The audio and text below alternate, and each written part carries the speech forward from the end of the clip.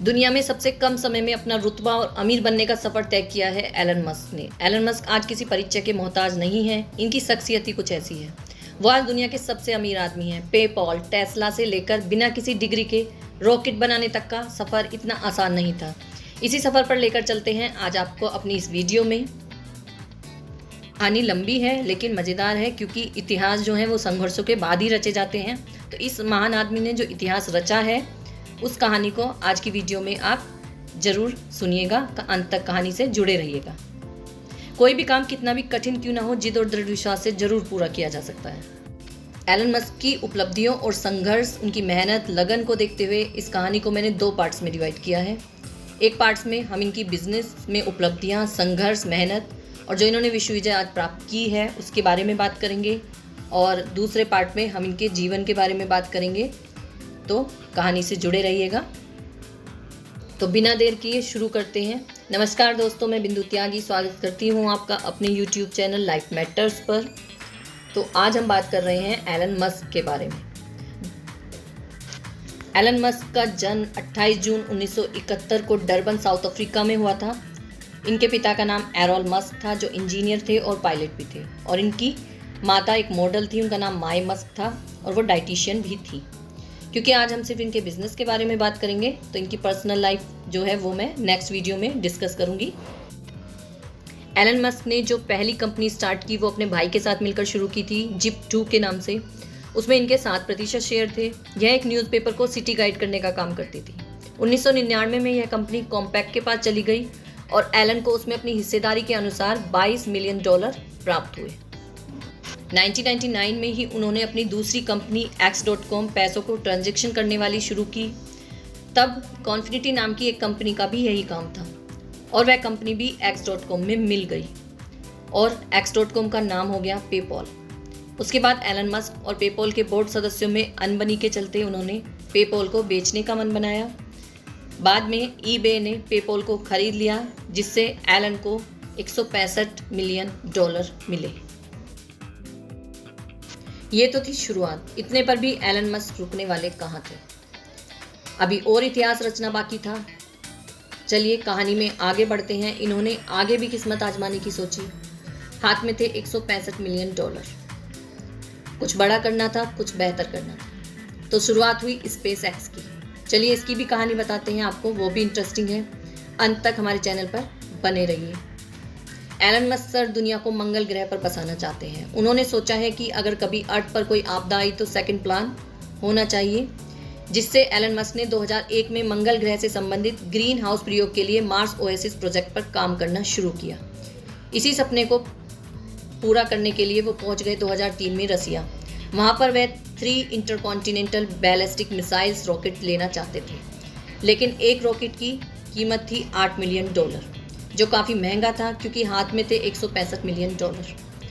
तो वापस आकर उन्होंने अपना इरादा बदल दिया और खुद ही रॉकेट साइंस पढ़ने लगे, और 1 साल के बाद 2002 में उन्होंने अपना खुद का रॉकेट तैयार कर लिया। लेकिन चुनौतियां यहाँ ख़त्म होने वाली कहाँ थी। इनका पहला, दूसरा और तीसरा प्रयास भी फेल हो गया। दरअसल जब कोई रॉकेट स्पेस में जाता है तो उसे दोबारा यूज़ नहीं कर सकते, क्योंकि उसकी कंडीशन इतनी अच्छी नहीं होती। लेकिन एलन मस्क सर चाहते थे कि रॉकेट स्पेस से वापस आने पर भी रीयूज़ किया जा सके, क्योंकि रॉकेट निर्माण में और उसे स्पेस पर भेजने में बहुत पैसा लगता है। लगभग $10,000 प्रति किलो भी खर्च आ सकता है। मतलब एक बार रॉकेट भेजने पर इतना पैसा खर्च होता है और उस रॉकेट को दोबारा यूज़ भी नहीं कर सकते।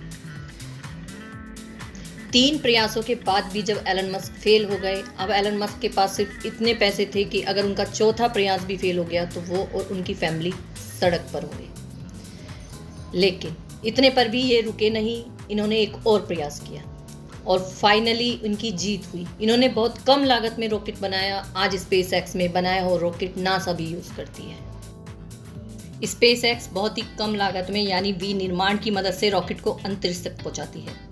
स्पेस एक्स कंपनी अंतरिक्ष के लिए लॉन्च व्हीकल को प्रोड्यूस करती है। स्पेस एक्स द्वारा बनाए गए रॉकेट फॉल्कन 1 ने 2008 में एक उपग्रह को सक्सेसफुली अर्थ ऑर्बिट में एस्टैब्लिश किया। इसी सक्सेस के बाद ये पहला ऐसा फाउंडेड रॉकेट बन गया। आज स्पेस एक्स रीयूजेबल रॉकेट के लिए ज़्यादा फेमस है। स्टारलिंक सैटेलाइट का ग्रुप जो पूरे विश्व में व्यावसायिक इंटरनेट प्रोवाइड कराता है वो भी स्पेसएक्स का ही डिवाइस है। अब बात करते हैं टेस्ला की। टेस्ला इलेक्ट्रॉनिक कार्स बनाती है। पहले टेस्ला की गाड़ियों की कीमत बहुत ज़्यादा होने की वजह से कार मार्केट में बिक नहीं पाती थी। मार्केट पहले से ही बेहतरीन गाड़ियों से भरा पड़ा था। दरअसल 2003 में टेस्ला मोटर की स्थापना मार्टिन एबरहर्ड और मार्क टेरेपनिंग ने इलेक्ट्रिक कार बनाने वाली कंपनी के रूप में की थी, लेकिन कार बनाने का बजट बहुत ज़्यादा पड़ रहा था और महंगी होने की वजह से सेल भी कम थी, तो उन्होंने एलन मस्क से फंडिंग के लिए बात की। मस्क ने कंपनी में $75 लाख का इन्वेस्ट किया। इससे वे बोर्ड ऑफ डायरेक्टर में प्रमुख हो गए। एलन के बाद इस कंपनी में उन्होंने बहुत ही सस्ती दरों में इलेक्ट्रिक कारों का निर्माण करवाया और मार्केट में बहुत तेजी से यह कारें बिकने लगी। फिर 2008 में एलन मस्क टेस्ला के सीईओ बने। अब तक कंपनी में उनका इन्वेस्टमेंट $7 करोड़ का हो चुका था। 2021 में टेस्ला ने पूरे वर्ल्ड में 65 लाख ईवी कार बेची हैं। आज टेस्ला इलेक्ट्रिक कार बनाने वाली दुनिया की सबसे बड़ी कंपनी बन चुकी है। यह कंपनी सस्ती और अच्छी इलेक्ट्रिक कार बनाने के लिए फेमस है। अब तो ये कंपनी AI की मदद से ड्राइवरलेस कार भी बना चुकी है। सोलर सिटी का टेस्ला में मर्ज। 2006 में एलन ने अपने चचेरे भाई की कंपनी सोलर सिटी में निवेश किया था और कुछ ही कम समय में यह अमेरिका की दूसरी बड़ी सोलर कंपनी बन गई। 2013 में इस कंपनी को एलन मस्क ने टेस्ला में विलय किया और आज सोलर सिटी और टेस्ला मिलकर नई टेक्नोलॉजी के साथ बहुत अच्छी गाड़ियां बना रहे हैं। अब बात OpenAI की। OpenAI एक आर्टिफिशियल इंटेलिजेंस रिसर्च लैब है। OpenAI non profit artificial intelligence research organisation है जिसकी स्थापना एलन मस्क और सैम ऑल्टमैन ने की थी। इस कंपनी को $1 बिलियन से शुरू किया गया था, लेकिन 2018 में एलन मस्क ने टेस्ला कंपनी के प्रोडक्ट की समस्याओं की वजह से इस कंपनी से रिजाइन कर दिया। न्यूरोलिंक कॉरपोरेशन एक न्यूरो टेक्नोलॉजी कंपनी है जिसकी स्थापना एलन मस्क ने की थी, जिससे इम्प्लांटेबल ब्रेन मशीन इंटरफेस विकसित किया गया था। कंपनी का मुख्यालय सैन फ्रांसिस्को में है। यह 2016 में शुरू की गई थी और पहली बार मार्च 2017 में सार्वजनिक रूप से रिपोर्ट की गई। द बोरिंग कंपनी एक अमेरिकी इंफ्रास्ट्रक्चर और सुरंग निर्माण सेवा कंपनी है जिसकी स्थापना एलन मस्क ने 17 दिसंबर 2016 को की थी। बोरिंग कंपनी सुरक्षित, तेजी से खुदाई और कम लागत वाली परिवहन उपयोगिता और माल सुरंगों का निर्माण करती है। यह मस्क की सह परियोजनाओं में से एक है। कैलिफोर्निया में इन्होंने स्पेसएक्स के लिए सुरंग बनाई थी। आज ये कंपनी लॉस वेगस में अंडरग्राउंड ट्रांसपोर्ट के लिए कई सुरंग प्रोजेक्ट पर काम कर चुकी है। अब बात ट्विटर की। 2022 में एलन मस्क ने ट्विटर को $44 बिलियन में खरीद लिया। एलन मस्क ने ट्विटर को खरीदने के साथ यह घोषणा की कि वे इस कंट्रोवर्सी से भरी बातों और डिस्कशंस को प्लेटफॉर्म पर आने से नहीं रोकेंगे और सभी को उनकी बात रखने और तर्क करने का मौका दिया जाएगा। उनका मानना है कि बातचीत चाहे जैसी भी हो, उस सब के सामने उसे आना जरूरी है। टेस्ला और स्पेसएक्स के CEO एलन मस्क ने कहा है कि हफ्ते में 40 घंटे काम करने के लिए स्टाफ का दफ्तर पहुंचना बहुत जरूरी है। एलन मस्क ने एक इंटरव्यू में कहा है कि मेरा मानना है कि जब लोग ऑफिस में मौजूद होते हैं तो वे ज़्यादा प्रोडक्टिव होते हैं। टेस्ला के शेयर होल्डर की सालाना मीटिंग के बाद एलन मस्क ने कहा, मैं चाहता हूं कि टेस्ला में काम करने वाले सभी लोग अब दफ्तर आकर ही काम करें। अवार्ड्स। अब बात करते हैं एलन मस्क को मिली हुई उपलब्धियों के बारे में। 2006 में मिखाइल गोवर्चेवा द्वारा टेस्ला रोडस्टर के डिज़ाइन के लिए ग्लोबल ग्रीन प्रोडक्ट डिज़ाइन पुरस्कार से सम्मानित किया गया था एलन मस्क को। 2007 में एलन वर्क को टेस्ला रोडस्टर के डिज़ाइन के लिए इंडेक्स डिज़ाइन पुरस्कार मिला और 2007 में एलन मस्क को स्पेसएक्स, टेस्ला, सोलर सिटी के अच्छे कार्य के लिए उनकी कंपनी को R&D magazine innovator of the year का पुरस्कार मिला। अब जानेंगे एलन मस्क के बारे में कुछ रोचक तथ्य।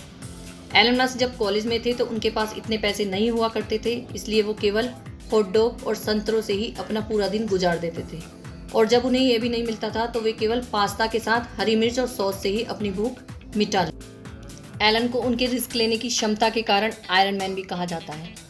एलन को बचपन में तंग किया जाता था। एक बार उनसे लड़ते हुए वे सीढ़ी से गिर गए थे और बेहोश हो गए थे। उसी घटना के बाद आज भी एलन को सांस लेने में तकलीफ होती है। एलन मस्क का IQ 155 है जो उन्हें जीनियस की कैटेगरी में लाता है।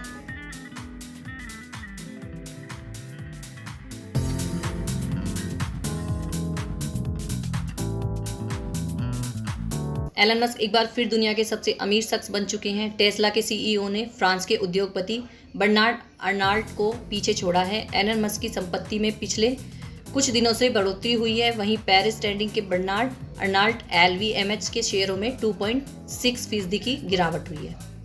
ब्लूमबर्ग बिलियनियर्स इंडेक्स के मुताबिक एलन मस्क की नेटवर्थ में हुए 1.98 अरब डॉलर के इजाफे के बाद ये बढ़कर 192 अरब डॉलर हो गई है।